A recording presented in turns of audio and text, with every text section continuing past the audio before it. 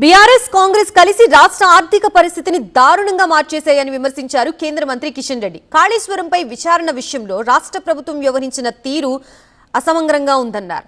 మహిళా reservation bill delimitation ని అడ్డుకొని దేశ ప్రజలకి కాంగ్రెస్ తీరని అన్యాయం చేసిందని విమర్శించారు. రేపు భవిష్యత్తులో దక్షిణ భారతదేశానికి అన్యాయం జరిగితే దోషిగా నిలబడాల్సింది రాహుల్ గాంధీ, రేవంత్ రెడ్డి, స్టాలిన్ అని మనం చేస్తాం.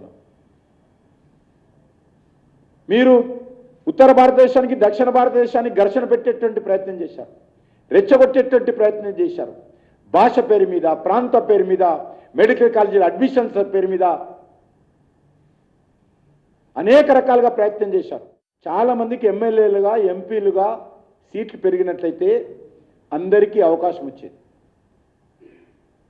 అనేక కుటుంబ రాజకీయాలు పెత్తనం పెట్టి జిల్లాలలో కానీ, అసెంబ్లీ కేంద్రాల్లో కానీ, పార్లమెంట్లో కానీ ఫ్యామిలీ డామినేషన్ ఏదైతే ఉండేనో రేపు సీట్లు పెరిగినప్పుడు, మరి డీలిమిటేషన్ జరిగినప్పుడు ఆ యొక్క కుటుంబాల పెత్తనం కూడా తగ్గేది. అదే భయం ఈరోజు కాంగ్రెస్ పార్టీకి. ఆయన 2.5 సంవత్సరాల తర్వాత ఇంటి నుంచి బయటకు వచ్చి పార్లమెంట్లో వాడు వేదవా వీడు వేదవా అని మాట్లాడతాడు.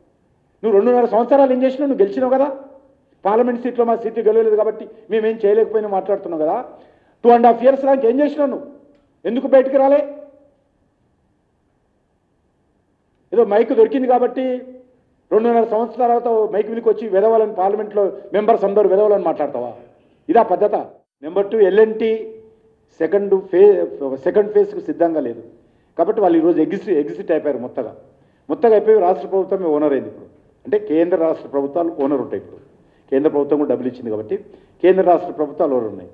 ఇప్పుడు దీని ఆధారంగా, ఈ డెవలప్మెంట్ ఆధారంగా కొత్త డిపిఆర్ రెడీ చేసి తీసుకొస్తే తప్పకుండా నేను ముందుండి నేను చెప్పించుకొస్తాను. ఈరోజు ఆర్థిక శాఖ మంత్రి తెలంగాణ ఛాంబర్ దగ్గర పోలీసులను పెట్టుకొని అప్పులోలు రాకుండా ఆపుతున్న పరిస్థితి లేదు. అప్పులోడు వచ్చి ఎడ కొట్లాడతాడో, ఏడ ధర్నా చేస్తాడో. ఇది ఈరోజు తెలంగాణ ఉన్నటువంటి తెలంగాణ ఆర్థిక పరిస్థితి. దీనికి పూర్తి బాధ్యత బీఆర్ఎస్ పార్టీ, కాంగ్రెస్ పార్టీ. రాజకీయంగా తెలంగాణను మీరు భ్రష్టు పట్టిస్తున్నారు. మీ రాజకీయ అవసరాల కోసం తెలంగాణ పిల్లల భవిష్యత్తు మీరు అంధకారం చేస్తా ఉన్నారు. ఏం చెప్పారు రాహుల్ గాంధీ? 1,00,000 కోట్లు కాళేశ్వరంలో నేను వచ్చే కక్కిస్తానన్నారు రేవంత్ రెడ్డి. ఆయన స్టేట్మెంట్లు అప్పుడేమో కక్కిస్తాడు, ఇప్పుడు మాకు చెప్పాలి, మీకు కక్కియాలి. ఆయన ఏమిటో కూర్చుంటారు.